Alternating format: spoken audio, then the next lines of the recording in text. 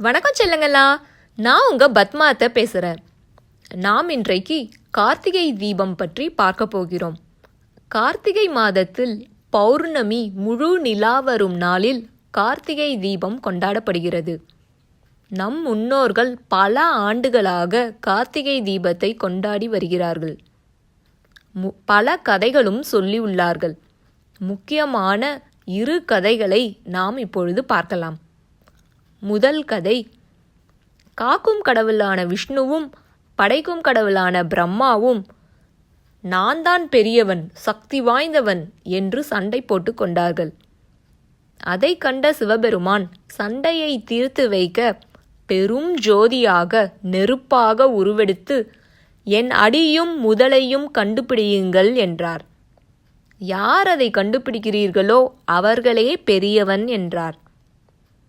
விஷ்ணு பகவான் வராக அவதாரமாக உருவெடுத்து அடிப்பகுதியை தேடி சென்றார். பிரம்மாவும் அன்னப்பறவையாக உருவெடுத்து முதலை தேடி சென்றார். 2 பேரும் தேடி சோர்ந்து போனார்கள். அவர்களால் கண்டுபிடிக்க முடியவில்லை. தோல்வியை சிவனிடம் ஒத்துக்கொண்டார்கள். நீயே சகலமும், நீயே பெரியவன் என்றார்கள். சிவபெருமான் ஜோதியாக திருவண்ணாமலையில் குடிகொண்டார். இந்த நாளை நாம் திருக்கார்த்திகை என்று சொல்கிறோம். திருவண்ணாமலையில் விசேஷமாக பெரிய தீபம் ஏற்றி கொண்டாடுகிறோம். சிவனை வழிபட்டு அவருடைய அருளையும் பெற்றுக்கொள்கிறோம். 2வது கதை, அசுரர்களை அழிக்க சிவபெருமான் 2வது மகனை உருவாக்கிறார்.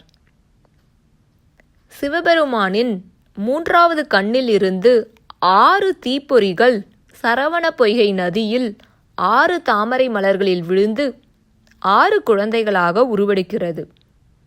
6 கார்த்திகை பெண்கள் அக்குழந்தைகளை வளர்க்கிறார்கள். பார்வதிக்கு குழந்தைகளை பற்றி தெரியும் போது சிவனோடு காண வருகிறார். பார்வதி அக்குழந்தைகளை அன்போடு அணைக்கும் போது ஒரு குழந்தையாக உருவாகிறது. அவரே ஆறுமுகம், சிவன் பார்வதியின் 2வது மகன். இந்நாளே கார்த்திகை தீபம் கொண்டாடப்படுகிறது. 6 கார்த்திகை பெண்களால் வளர்க்கப்படுவதால் கார்த்திகேயன் என்ற பெயரும் உண்டு. அழகான உருவம் கொண்டுள்ளதால் முருகன் என்ற பெயரும் உண்டு. ஆக சிவபெருமானையும் முருகனையும் கார்த்திகை தீபம் அன்று வழிபட்டு அவர்களோட அருளை பெற்று மகிழ்வோம்.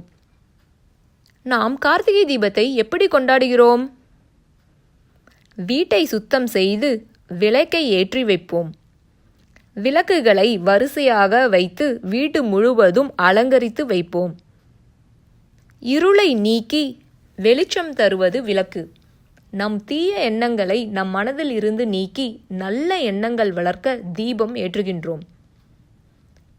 பொரி உருண்டை, பழங்கள், பொரி படைத்து தெய்வங்களை வழிபட்டு வருகிறோம். பட்டாசும் கொளுத்தி மகிழ்வுடன் கொண்டாடுவது கார்த்திகை தீபம்.